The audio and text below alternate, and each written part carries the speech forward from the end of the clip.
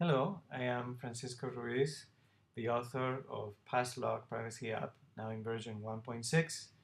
And in this video, I'm going to show you how to use the new PFS mode for locking and unlocking messages. This is a very high security mode where PFS stands for Perfect Forward Security. Secrecy. Perfect Forward Secrecy. This means that should an enemy be recording a conversation between two people, if the keys get lost or are compromised to the enemy later on after the conversation is over, it's still impossible to read the messages in the conversation because each message is encoded with a different key which gets thrown away immediately after the exchange.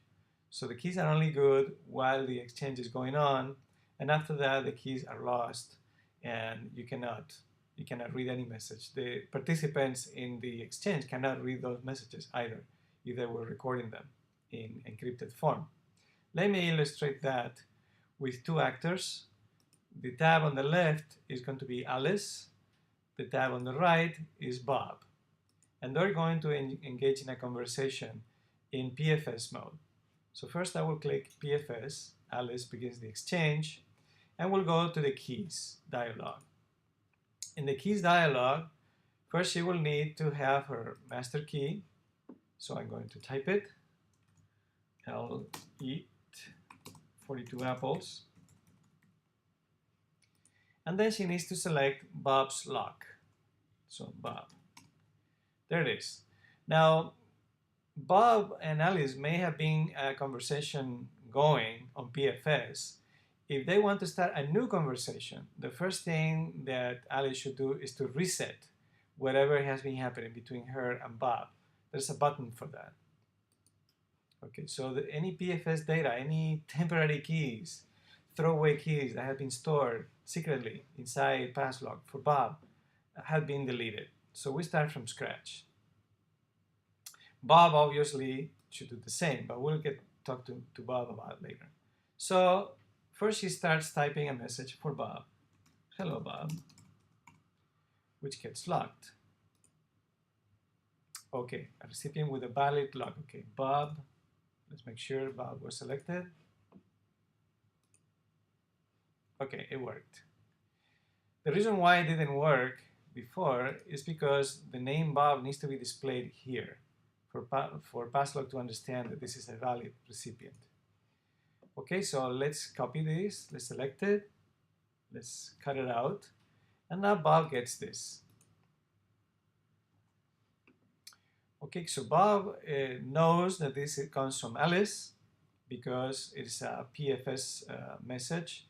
It's a message PFS, and I suspect it's from Alice, so it's going to come here and wants to display Alice. Alice's name is there, and his master key is not, so we need to type it. I'll eat 42 apples. No, bananas. That was Bob's key. Now, he knows that Alice is a new PFS, so he wants to reset, first of all, anything coming from Alice. Okay, and now display her name again. Let's try to read the message. It doesn't matter whether this is selected as anonymous sign or PFS because PassLok knows automatically what kind of message this is. Okay, so he got the message. Now he wants to reply to Alice using PFS mode. So he will type, say, hello Alice. Lock it. Now we select this and send it to Alice. Alice gets it. And now, knowing that it comes from Bob and all the good information is there, she'll try to unlock it in PFS mode, or it doesn't matter which mode. Okay, Alice. Now, let's say that she wants to say something really private, now that she's sure that nobody's listening or will ever be able to read this message again. I love you, Bob. Okay, so let's lock it. And now we select this and send it to Bob. Bob gets it, knows it comes from Alice, so he selects her lock there and unlocks it. I love you, Bob.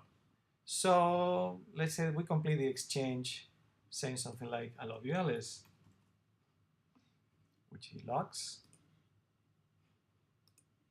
And we're going to cut it, send it to Alice. Alice gets it and is able to unlock it.